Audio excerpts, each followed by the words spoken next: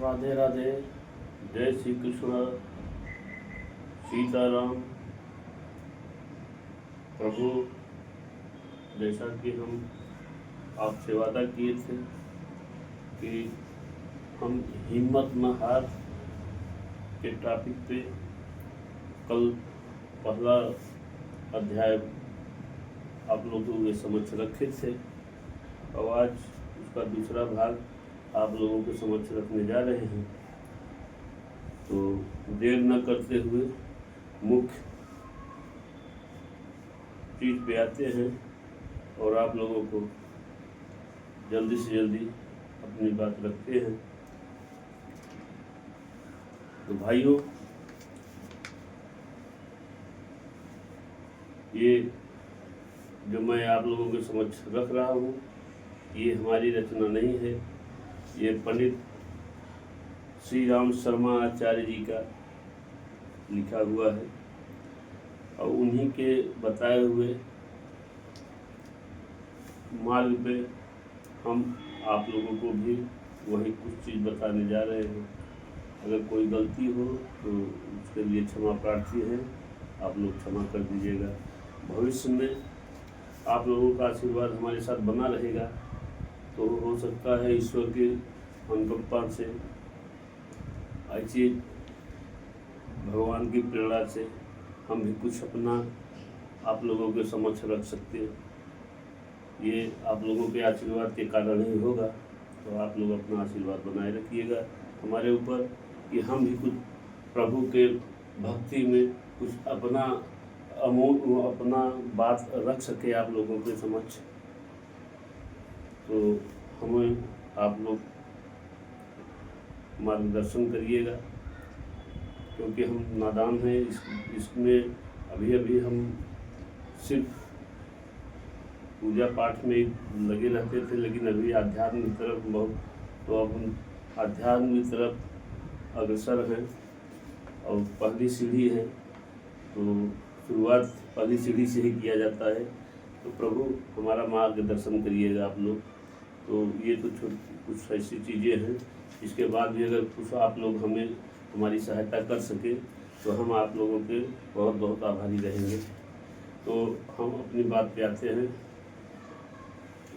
भाग 2, हिम्मत न हार।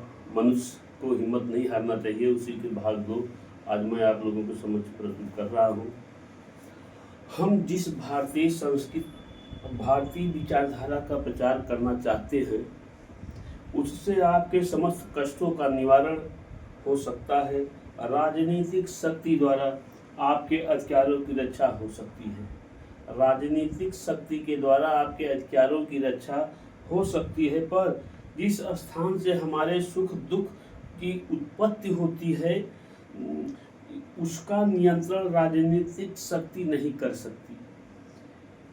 जिस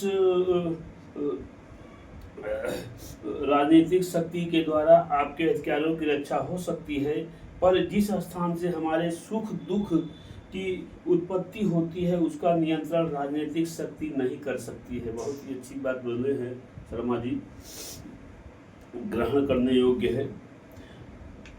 सिर्फ यह कार्य आध्यात्मिक उन्नति से ही संपन्न हो सकता है। मनुष्य को मनुष्य बनाने की वास्तविक शक्ति भारतीय संस्कृति में ही है, पाश्चात्य संस्कृति में नहीं है। आजकल सब पाश्चात्य सभ्यता की ओर बहुत तेजी से भाग रहे हैं। पाश्चात्य सभ्यता वाले लोग हमारी सभ्यता को अपना रहे हैं, अपना कूड़ा करकट फेंक रहे हैं, हम उनका कूड़ा करकट अपना रहे हैं। ये सोचने वाली बात है, ये हम कहाँ जा रहे हैं। तो इस पे जरा आप लोग विचार करिएगा कि हम कहाँ जा रहे हैं। तो कुछ अपने अगल बगल आप जितने लोगों को प्रोत्साहित कर सकें कि अपनी संस्कृति भैया मत छोड़ो। ये पूरे विश्व में सबसे महान संस्कृति हमारी संस्कृति है। सनातन धर्म सबसे महान धर्म है, तो अपनी संस्कृति नहीं छोड़ना चाहिए।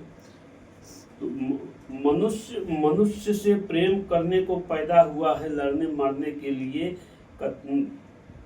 को नहीं। अगर हमारे सभी कार्यक्रम ठीक ढंग से चलते रहे तो भारतीय संस्कृति का सूर्योदय जरूर होगा। अगर इसी तरह हम लोग अगर लग जाएंगे तो हमारे संस्कृत का सूर्योदय जरूर होगा। जो अभी अंधकार में लग रहा है उसका सूर्योदय जरूर होगा। तो भाइयों, आप लोगों से विनम्र निवेदन है, पाश्चात्य सभ्यता को त्यागिए, अपनी सभ्यता को अपनाइए। भारतीय संस्कृति पूरे विश्व में सबसे महान संस्कृति है और भारतीय सभ्यता, सनातन धर्म पूरे अब देखिए ईसाई धर्म कब आया, बौद्ध धर्म कब आया, जैन धर्म कब आया, मुस्लिम धर्म कब आया, सबका ईस्वी ईसा पूर्व से संबंधित है। और अपना सनातन धर्म बता सकते हैं कितना प्राचीन है। तो हमारे धर्म के बाद ही सब धर्म आए हुए हैं। तो आप सोच लीजिए कि हम लोग कितने महान आदमी हैं, हम लोग कितने भाग्यशाली आदमी हैं। महान नहीं कर सकते, महान तो ऊपर वाले हैं। तो जो हमें यहाँ पैदा किए हैं हम बहुत ही भाग्यशाली हैं। तो हम सारे लोग मिल के भारतीय संस्कृति और सनातन धर्म ये को अपनाएं और दूसरी संस्कृति की तरफ न देखें। उसका अगर हम लोग उसको अपनाए भी हैं तो उसका जो है परित्याग करें, भारतीय संस्कृति को अपनाएं।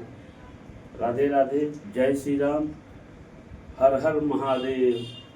आज की टॉपिक यहीं पे समाप्त करते हैं। अब तीसरा अध्याय भाग 3 कल आप लोगों के समझ जरूर रखेंगे।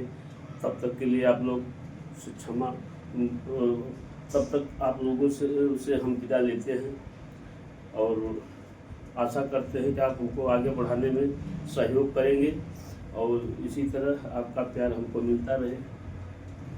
धन्यवाद।